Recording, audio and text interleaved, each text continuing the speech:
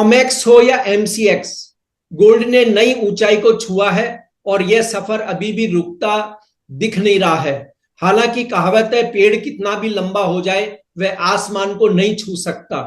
इस सप्ताह सबसे अहम इवेंट तो अमेरिकी फेड की मीटिंग है, जिसमें ब्याज दरों की कटौती पर फैसला होना है। कुछ अन्य भी अहम डेटा हैं जो सीधे बुलियन मार्केट को प्रभावित करेंगे, और हर ट्रेड में सतर्क रहें। इन डेटा के असर के साथ कहां बनेगा गोल्ड में टॉप और कहां करें एग्जिट, इस पर हम बात करेंगे एलकेपी सिक्योरिटीज के commodity currency research vice president Jatin Trivedi से। मैं हूं कमल शर्मा। जतिन जी, आपका स्वागत है मोलतोल इंडिया में। नमस्कार कमल जी। जी नमस्कार। जतिन जी, यह सप्ताह गोल्ड सिल्वर के लिए खास है क्योंकि फेड की मीटिंग है, जिसमें रेट कट की गुंजाइश तो 88% नहीं है, और जीडीपी डेटा भी है, मैन्युफैक्चरिंग, बेरोजगारी के डेटा है। तो एक ट्रेडर को आप किस तरह ट्रेड करने की सलाह देंगे, क्योंकि यह बहुत ही इवेंटफुल वीक है। कमल जी, मार्च का महीना वैसे भी एक बड़ा इवेंटफुल महीना रहता है। जब भी अगर हम ट्रेंड वाइज अगर किसी एस्केलेशन की बात करें या किसी एसेट क्लास का ट्रेंड चेंजिंग का महत्व दें, या फिर किसी एसेट क्लास को और भी उसकी गति जो है वो और बढ़ानी हो या रिवर्स करनी हो, क्योंकि मार्च के महीने में बहुत सारी ऐसी चेंजेस आती है। एक तो अगर हम देखें तो विंटर सॉल्स्टिस के हिसाब से चेंजेस होती है, जहां पर टाइमिंग जो है यूएस की वर्क आवर्स जो है वो चेंज हो जाती है, तो वहां से भी एक इफेक्ट आ जाता है मार्केट के ऊपर। दूसरे, जैसे आपने बताया कि मॉनेटरी पॉलिसी भी है इस हफ्ते में, तो इस हफ्ते जो मॉनेटरी पॉलिसी है यूएस की, उसमें एक्सपेक्टेशन तो नहीं है कि कोई कट हो, लेकिन फॉरवर्ड स्टेटमेंट जो रहेगी उसके ऊपर खास नजर रहेगी सभी पार्टिसिपेंट्स की। और स्टेटमेंट वाइज अगर हम देखें तो प्रीवियस डेटा को अगर देखें तो उसमें फेड के पास ऐसे तो कोई पॉइंट्स नहीं है। हाल फिलहाल जो सीपीआई डेटा ने बताया दर्शाया है, या फिर मैन्युफैक्चरिंग के डेटा जो भी आए हैं पहले, और जो भी इंडस्ट्रियल के डिमांड आए हैं नंबर्स, उसमें भी बहुत ज्यादा कुछ नेगेटिविटी का दौर तो नहीं दिख रहा है कि जहाँ की फेडरल रिजर्व को ऐसा बोलना पड़े कि इंटरेस्ट रेट कट को लेकर के वो और थोड़ा सोचने पे मजबूर है, या डेटा जो है वो सपोर्ट नहीं कर रहे हैं इंटरेस्ट रेट कट को। तो हाल फिलहाल तो ये मॉनेटरी पॉलिसी से एक्सपेक्टेशन बढ़ी हुई है कि इंटरेस्ट रेट कट की तरफ का जो झुकाव है वो उसकी तरफ थोड़ा सा स्टेटमेंट दे। हालांकि इस पॉलिसी में कट तो एक्सपेक्टेड नहीं है, लेकिन आगे चलते हुए कट जो है वो अनाउंसमेंट की अगर हिंट्स दे देते हैं तो गोल्ड को जरूर यहाँ पे थोड़ा सा सपोर्ट और मिलेगा, और 3,000 के पार जाकर थोड़ा सा स्टेबिलिटी भी दिखा सकता है, जो अगर ये स्टेटमेंट आ जाती है तो। लेकिन अगर अनएक्सपेक्टेड लाइंस पे स्टेटमेंट आती है तो डेफिनेटली गोल्ड को जो है वो थोड़ा सा करेक्शन देखने का करेक्शन आएगा उसके अंदर। और अगर जो भी करेक्शन जो आता है यहाँ पर $3,000 के आसपास से, तो 2940 से लेकर 2950 तक का करेक्शन रहेगा। 1.5 से 2% का करेक्शन यहाँ से एक्सपेक्ट करके चल सकते हैं, अगर कमेंट्री में कुछ भी अनएक्सपेक्टेड लाइन से कुछ बोला जाता है तो। वरना जो ट्रेंड है अभी फिलहाल पॉजिटिव है दोनों ही एमसीएक्स और कॉमेक्स पर। कॉमेक्स पर मैं देख रहा हूँ कि 3020 से 3025 के लेवल्स इस हफ्ते जरूर छूने जा सकता है ऊपरी स्तर पे। और हमारे घरेलू बाजार में भी 88,400 से लेके 88,600 इस लेवल तक एमसीएक्स भी छूने की कोशिश जरूर कर सकता है, क्योंकि रुपया जो है वो बहुत ज्यादा अभी तेज थोड़ा सा बढ़ रहा है डॉलर इंडेक्स के झुकाव के कारण। तो इस वजह से हमारे घरेलू बाजार में जो गेन्स हैं, एमसीएक्स पर जो गेन्स हैं, वो कॉमेक्स के कंपैरिजन में थोड़े से कम रहेंगे। जी। लेकिन यदि फेड रेट नहीं करता है कट, तो सोने की कीमतों पर कितना प्रेशर आ सकता है? जिस तरह से अभी एक्सपेक्टेशन है कि रेट कट जो है वो ज्यादा एक्सपेक्टेड ना होकर के, जी। मैं इस वजह से तो ज्यादा उसके अंदर करेक्शन नहीं देख रहा हूँ कमल जी। लेकिन जो स्टेटमेंट आएगी उसके ऊपर डेफिनेटली करेक्शन हो सकता है। अगर करेक्शन आता है स्टेटमेंट के द्वारा या पॉलिसी के रेट कट ना होने के कारण, और ना होने के कारण जो है वो बहुत ज्यादा नेगेटिविटी से अगर बात करते हैं, जैसे हम बोलते हैं हॉकिश तरीके से अगर वो बात करते हैं, तो डेफिनेटली करेक्शन जो है वो आपको 2940 से लेकर 2950 तक डेफिनेटली लेके जाएगा। सो मान के चलिए $40-50 का करेक्शन उसमें आ सकता है। और हमारे घरेलू बाजार में भी आपको फिर से 87,000 तक के आसपास के प्राइसेस जो देखने मिल सकते हैं, क्योंकि अगर करेक्शन आएगा तो डॉलर इंडेक्स थोड़ा सा बढ़ेगा कमेंट्री के बाद, और डॉलर इंडेक्स बढ़ेगा तो रुपया जो है फिर से थोड़ा सा कमजोर होगा, तो घरेलू बाजार में गिरेगा भी कम और बढ़ेगा भी कम, ये आप मान के चलो। कॉमेक्स अगर ज्यादा गिर जाता है तो घरेलू बाजार में ज्यादा नहीं गिरेगा गोल्ड का दाम। और अगर कॉमेक्स बढ़ता भी है तो भी गोल्ड यहाँ पर ज्यादा नहीं बढ़ेगा। कंपैरेटिवली मैं बता रहा हूँ, ऐसा नहीं कि नहीं बढ़ेगा, थोड़ा सा कम बढ़ेगा, क्योंकि रुपया जो है वो अपनी उल्टी चाल दिखाएगा दोनों तरफ की, जब भी कॉमेक्स के साथ में अगर गोल्ड का कंपैरिजन करेंगे तो 2950 के आसपास मैं देख रहा हूँ करेक्शन में। और तेज जी अगर चलता है तो 3030 3025 यहाँ तक देख रहा हूँ। जी। ये जैसे हम देख रहे हैं जतिन जी की सोना लगातार नई ऊंचाई को छू रहा है। यदि कॉमेक्स में 3050 से 3100 डॉलर का लेवल छू लेता है और एमसीएक्स में हम उसी रूप में देखते हैं कि 89,500 से 90,000 रुपए के बीच का एक लेवल बनता है, तो क्या इस लेवल पर आने पे कोई चार्ट में करेक्शन शो होता है आगे भविष्य के लिए, या नहीं हो रहा है अभी? देखिए, जो नए निवेशक हैं उनके लिए तो मैं सलाह यही दूंगा कि बहुत ज्यादा हैवी क्वांटिटी से यहाँ पर अपना जो है वो इन्वेस्टमेंट ना करें फिलहाल गोल्ड के अंदर, क्योंकि हम अभी इस रेंज पे चल रहे हैं जहां पर करेक्शन जो है वो एक्सपेक्टेड है, लेकिन कहाँ से है ये एक्सपेक्ट नहीं है। लेकिन जो करेक्शन आएगा वो थोड़ा सा डिसाइसिव भी रह सकता है, बिटवीन 5 to 10% तक का भी अगर करेक्शन मान करके चलें तो भी आपको हायर प्राइस पे जो अटकना है वो बहुत ज्यादा हो जाता है। सो जो नए निवेशक हैं गोल्ड के लिए, जो नए तरीके से सोच रहे हैं फ्रेश इन्वेस्टमेंट करने का, उनके लिए थोड़ी सी सलाह है कि थोड़ा सा वेट एंड वॉच मूड में रहें। जो अपनी एसआईपीस के द्वारा जो इन्वेस्ट कर रहे हैं उनको तो यही सलाह रहेगी कि वो कंटिन्यू रखें, क्योंकि छोटे मोटे करेक्शन 10-12% के जो भी करेक्शन बीच बीच में आ भी जाते हैं तो उससे फर्क नहीं पड़ना चाहिए पोर्टफोलियो में आपके, क्योंकि गोल्ड जो है आपको ओवर द लॉन्गर पीरियड में रिटर्न अच्छे जनरेट करके देता ही है। बट जो ट्रेडिंग करता है उसके लिए तो बहुत ज्यादा इंपॉर्टेंट हो जाता है।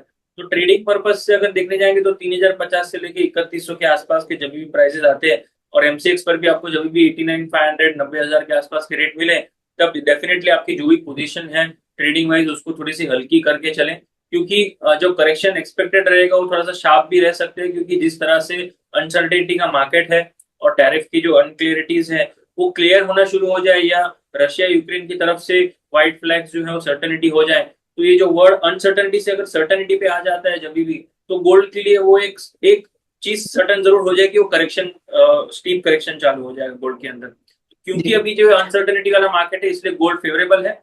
जैसे ही सर्टेनिटी वाला थोड़ा सा मार्केट बनना शुरू होगा गोल्ड के लिए थोड़ा सा करेक्शन देखने मिलेगा। जी। जतिन जी, हम कुछ आंकड़ों को भी देखें कि जैसे इतिहास में अगर हम जाएं तो 2008 में गोल्ड ने टॉप भाव बनाने के बाद 34%, 2020 में 19%, और 2022 में 22%, और 2024 में, जबकि पिछले साल बहुत तेजी थी फिर भी उसने अपने टॉप लेवल से 10% का लगभग करेक्शन किया था। और ऐसे में क्या आपको अब लगता है कि जो गोल्ड में ओवरबॉट जोन में है और जहां पर अगर कोई एक करेक्शन की संभावना दिखती तो लॉन्ग पोजीशन में कमी आ सकती तेजी से फिर? जरूर कमल जी, क्योंकि लॉन्ग पोजीशन जिस तरह से अभी बने हुए हैं तो जगह जो है वो बहुत ज्यादा ओपन अप है गिरने के हिसाब से। और जैसे आपने बताया कि टॉप जब बन जाता है गोल्ड का और जो करेक्शन होता है वो स्टीप रहता है, हालांकि वो करेक्शन का दौर जो है वो बहुत फास्ट भी रहता है, और 10 से 20% के बीच में जो है वो करेक्शन रहता ही है। और हमें पता ही है कि जब भी कोई करेक्शन का मोड होता है कोई एसेट क्लास के अंदर, तो 20% से ऊपर अगर ज्यादा करेक्शन होना शुरू करे तो उसको हम बेयर मार्केट कहते हैं। लेकिन गोल्ड की जो हिस्टोरिक रैली है वो ऐसी रही है कि 20% से पहले ही वो अपनी गति जो है वो धीमी कर देता है, और वहां पे उसके बाद में निवेशक जो है वो और इंटरेस्टेड हो जाते हैं। जैसे कि अगर हम घरेलू बाजार में बात कर लें तो 88,000 के पास जहां पे अभी अभी हम हैं, उससे अगर 20% नीचे अगर आप गिर लो तो 8 और 8 16,000 का करेक्शन अगर हम देख रहे हैं, तो 16,000 मान के चलेंगे तो 72 से 74,000 तक का करेक्शन हो जाता है। तो ये तो बहुत ही ज्यादा सबके लिए लुक्रेटिव रेट्स हो जाएंगे, जहां पर सब निवेशक करना फिर से शुरू करेंगे, मतलब 72,000 तक वेट भी ना करें, 80,000 से लेकर 75,000 के बीच में ही आपको निवेशक जो है वो फिर से आने शुरू देखने मिल जाएंगे। सेम कॉमिक्स पर हो जाएगा उसका भी वर्णन। 20% का करेक्शन अगर हम देख ले $3,000 के आसपास की मोटा मोटी रेट से, तो लगभग लगभग 2400 तक के लेवल्स आ जाते हैं। तो 2400 से पहले ही आपको 2500 2600 के आसपास ही आपको निवेशक जो है फिर से देखने शुरू हो जाते हैं। तो गोल्ड का यही माध्यम होता है कि मैक्सिमम करेक्शन जो आपको देखने मिलता है वो बेयर मार्केट फेज में आने के पहले ही उसमें करेक्शन खत्म हो जाता है। तो 20% तक का करेक्शन एक्सपेक्ट करके नहीं चलना चाहिए, मोटा मोटी उसको एक्सपेक्ट करके चलना चाहिए कि 10 से 15% के आसपास का करेक्शन टॉप पे से आ जाता है तो एक हेल्दी करेक्शन होता है। और ये आपको कब आएगा कैसे आएगा वो शायद अभी पता ना चले, लेकिन उसका एक दौर शुरू हो जाएगा करेक्शन का, और उस दौर में आपको फिर अपने पैसे जो है वो रेडी रखने हैं कि कब आपको उसके अंदर डालने हैं। फिलहाल मैं ये सलाह यही दे रहा हूँ कि जो भी फ्रेश इन्वेस्टमेंट है उसको थोड़ा सा वेट एंड वॉच मोड में डालिए गोल्ड के लिए। करेक्शन का वेट कीजिए, जब भी करेक्शन आता है उसके बाद फ्रेश इन्वेस्टमेंट कीजिए। एसआईपी जरूर अपनी जारी रखना है, लेकिन लमसम अमाउंट जो कोई बड़ा अमाउंट डालने का सोच रहा है तो थोड़ा सा उसको वेट करें। जतिन जी, आपने पहले एक शो में कहा था कि अप्रैल मई के आसपास कहीं गोल्ड अपनी हाई बनाता हुआ दिख रहा है। क्या उस समय एक बार किसी को अपनी लॉन्ग पोजीशन को हल्का करना चाहिए, एग्जिट कर लेना चाहिए, वहां पर ठीक रहेगा? जरूर जरूर, जिस तरह से लॉन्ग पोजीशंस अगर फ्रेशली बिल्टअप हो तो वहां पे रिस्क भी बढ़ जाता है।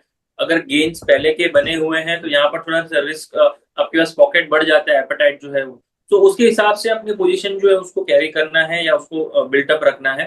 अगर बहुत ज्यादा उसके अंदर पोजीशन बनी हुई है तो डेफिनेटली मार्च अप्रैल का जो दौर है, इससे जो गेन्स बन रहे हैं इसमें अपनी प्रॉफिट बुकिंग शुरू करते रहिए। धीरे धीरे अपना प्रॉफिट जो है वो धीरे धीरे बुकिंग करते रहिए, क्योंकि प्रॉफिट बुक ना करना वो सिर्फ एक पेपर पर रहता है कि आपके पास प्रॉफिट उसके अंदर है। जैसे आप बुकिंग करते हैं तब उसके बाद पता चलता है आपको कि हाँ भैया मैंने प्रॉफिट बुक किया है। तो डेफिनेटली यहाँ पर प्रॉफिट्स अपना बुक करना भी जरूरी होता है, क्योंकि अभी फिलहाल जो है दौर चल रहा है जहां पर आपको एक अच्छे खासे मुनाफे के साथ गोल्ड ट्रेड करते हुए देखने मिल रहा है। तो ये दौर जो है वो थोड़ा सा रिवर्स होने की एक्सपेक्टेशन है, क्योंकि 3000 से लेकर 3100 का जो लेवल है ये एक मेजर रेजिस्टेंस जोन दिख रहा है चार्ट्स पर। और रिवर्सल पैटर्न का बस मार्केट जो वेट कर रहा है या कोई नए ट्रिगर का वेट कर रहा है जहां पर ग्लोबली कुछ सर्टेनिटी वाले कुछ इनपुट्स आ जाए, कहाँ यूएस की तरफ से या चाइना की तरफ से या रशिया की तरफ से, तो उसके बाद में प्रॉफिट बुकिंग का जो स्पीड है वो शायद बढ़ना शुरू हो जाए। लेकिन अभी ऐसे कोई साइंस नहीं है, मैं ये भी बता दूं। अभी फिलहाल तो ट्रेंड जो है अप ट्रेंड है, बट वो बोलते हैं ना कि हायर लेवल्स पे जहां पर आप बुकिंग करो वो ज्यादा बेनिफिट उठाते हैं, ना कि आप वेट करो कि बहुत ज्यादा गिरना शुरू हो जाए उसके बाद करें। सो लॉन्गर टर्म होराइजन के हिसाब से देखने जाएंगे तो थोड़ा सा करेक्शन का जरूर वेट करना चाहिए, और ये करेक्शन के पहले अपना बुकिंग जो है प्रॉफिट बुकिंग जरूर करना चाहिए यहाँ पर।